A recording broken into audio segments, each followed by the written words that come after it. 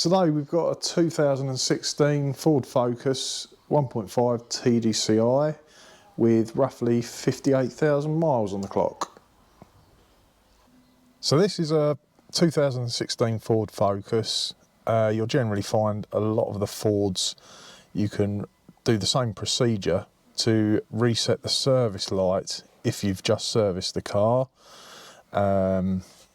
What you do, put the ignition on without touching the pedals if it's a push button type, otherwise just turn the ignition to position 2, let it run its checks and you'll see oil change required. So all I'm going to do is press the OK on the steering wheel, which will cancel that. That's gone. Now while it's still on, with all the doors shut, the bonnet shut and everything, hold the accelerator and brake pedal down as far as you can and you'll see it's resetting. Just got to hold them for a little while.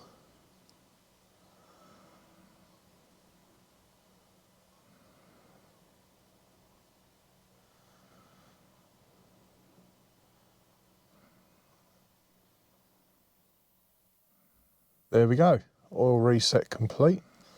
So you can release the pedals, ignition off. I'll put it back on just to double check.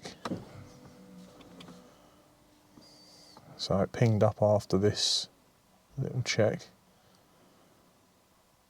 There we go, that's your service light or service indicator reset for another 12 months.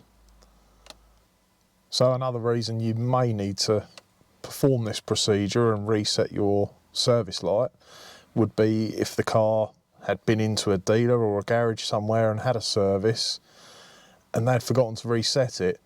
It can easily be overlooked if the car's taken in before the light came on. So if you get your car back from a garage and a few weeks down the road it pings up, that's the procedure you can use to reset it for another 12 months. You don't need any special tools, as you can see.